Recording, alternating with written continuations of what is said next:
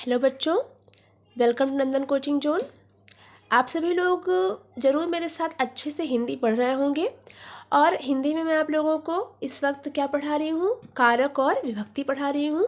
ये आप लोगों ने मुझसे कई बार कहा कि मैम ऐसा वीडियो बनाएं जिसमें कारक और विभक्ति हो, तो मैं आप लोग को बहुत ही सरल तरीके से कारक और विभक्ति के बारे में बताना चाहती हूँ।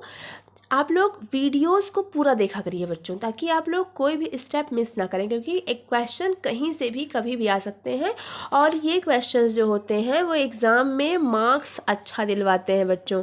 ये इनका मार्क्स फिक्स होता है, अगर आप देख करके समझ जाते हो एक बार में तो इनके पूरे पूरे मार्क्स आपको मिलते हैं और आपका हिंदी पोर्शन अच्छे से मजबूत हो जाता है।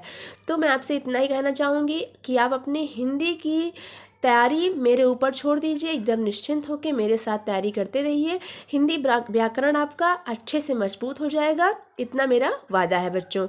तो चलिए वीडियो को हम स्टार्ट करते हैं। चलिए, हमने आपको इसके पिछले के वीडियो में बताया था कि कारक जो होते हैं वो 8 होते हैं, विभक्तियाँ कितनी होती हैं? 7 होती हैं। ठीक है, प्रथमा, द्वितीया, तृतीया, चतुर्थी ऐसे होती हैं विभक्तियाँ। कारक कर्ता कारक, कर्म कारक, करण कारक, संप्रदान, अपादान, संबंध, अधिकरण और संबोधन कारक, इतने कारक होते हैं। तो आज मैंने कारक जो ले रखा है वो है कर्ता कारक। चलिए हम कर्ता कारक के बारे में आपको बताते हैं। सबसे पहले हमको जानना है कि कर्ता कारक में हमारे कारक चिन्ह क्या होता है। कर्ता कारक में जो हमारा परसर्ग होता है वो क्या होता है? वो होता है ने। परसर्ग हमारा क्या होता है? कारक चिन्ह हमारा क्या होता है? ने। ये क्या है? ने क्या है? कारक चिन्ह है, यानी कि परसर्ग है बच्चों। ठीक है, तो यहाँ पे परसर्ग क्या होता है? ने। और कर्ता कारक में विभक्ति हमेशा क्या होती है? प्रथमा विभक्ति। अब हम समझते हैं कि कर्ता कारक वास्तव में होता क्या है। तो जानिए आप लोग कि जो इसकी परिभाषा समझ लेते हैं कि जो स्वतंत्रता पूर्वक कार्य करता है उसे ही कर्ता कहते हैं। जो कार्य करता है वही तो करता है, उसे कर्ता कहते हैं। ठीक है, कर्ता कहते हैं। इंग्लिश में आपके इसी को सब्जेक्ट कहते हैं। ठीक है भाई, जो कार्य करेगा उसे ही कर्ता कहेंगे, जो नहीं करेगा उसे नहीं कर्ता कहेंगे। ठीक है, तो जो कार्य करता है उसे ही क्या कहते हैं? कर्ता कहते हैं। अब हम इसके कुछ उदाहरण ले लेते हैं बच्चों, इसके हम कुछ उदाहरण ले लेते हैं। पहला उदाहरण हम ले लेते हैं अपना, हम केवल 2 उदाहरण लेंगे, ज़्यादा उदाहरण लेके फालतू हम वीडियो लंबा नहीं करना चाहते हैं। 2 उदाहरण केवल हम लेते हैं।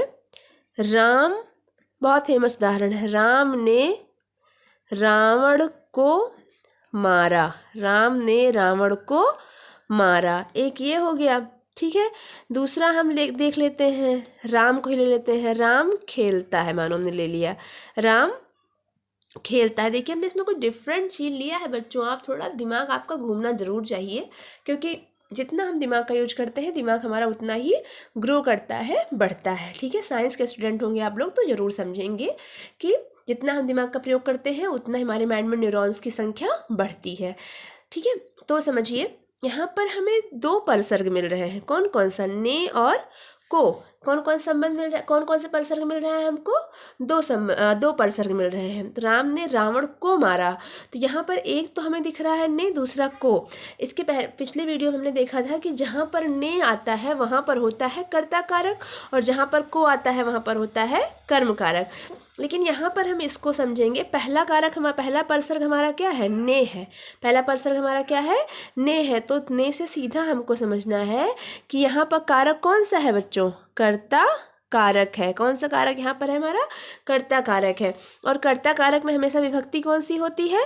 प्रथमा विभक्ति होती है। ठीक है, समझ गए? जो पहले हमको परसर्ग दिखाई देता है हम कारक की जो है पहचान उसी से कर लेते हैं। तो ये हमारा कर्ता कारक है। विभक्ति इसमें क्या होगी? प्रथमा विभक्ति होगी। और एक बात और जान लीजिए कि जो कर्ता होता है ना, उसका सीधा संबंध किससे होता है? क्रिया से होता है। बीच में कुछ भी आए वो उतना मैटर नहीं करता है। ठीक है, दूसरा हम देखते हैं, राम खेलता है। तो क्या कर रहा है? राम कोई काम तो कर रहा है। कर्ता किस पे डिपेंड है? कर्ता हमेशा क्रिया पे डिपेंड है। कर्ता किस पे डिपेंड है? क्रिया पर। आप बोलोगे मैम इसमें तो कोई परसर्ग आया ही नहीं। कहाँ परसर्ग है इसमें? राम खेलता है सिंपली लिखा हुआ, न ने लिखा है न कुछ लिखा है। तो इतना जानिए कि जब कर्ता कर्ता किस पर डिपेंड करे? सिर्फ क्रिया पर। कर्ता क्रिया पर डिपेंड करता है, कर्ता क्रिया पर निर्भर रहे तो वहाँ पे कौन सा कारक होता है? वहाँ पर कर्ता कारक होता है।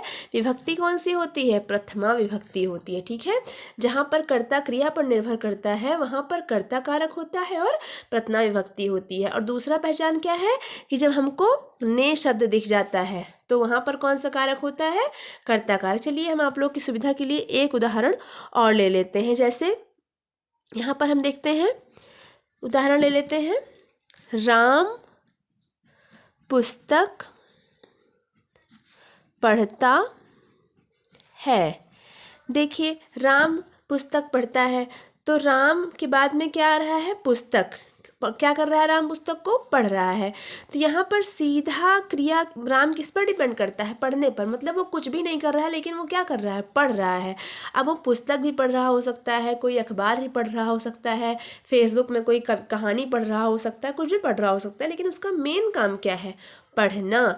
तो यहाँ पर जो कर्ता है वो डिपेंड किस पे कर रहा है? क्रिया पर डिपेंड कर रहा है। कर्ता किस पे डिपेंड कर रहा है? क्रिया पर डिपेंड कर रहा है। तो जहाँ पर कर्ता सीधा क्रिया पर डिपेंड करता है वहाँ पे कौन सा कारक होता है? कर्ता कारक होता है बच्चों। और विभक्ति कौन सी होती है? हमेशा जानिएगा कि जहाँ पर कर्ता कारक वहाँ पर प्रथमा विभक्ति। तो आई होप कि ये आप लोग को अच्छे समझ में आया होगा। इसको एक बार दोहराइएगा, समझिएगा। इसके मार्क्स कभी नहीं कटते हैं और पूरे पूरे मार्क्स मिलते हैं। थोड़ा समझने का फेर होता है। आप वीडियो को 1 से 2 बार देखिए और आपको अच्छी तरह से समझ में आ जाएगा। और हाँ, बहुत इंपॉर्टेंट चीज़, जहाँ पर आपको समझ में नहीं आएगा प्लीज़ प्लीज़ प्लीज़ मुझे कमेंट करिएगा।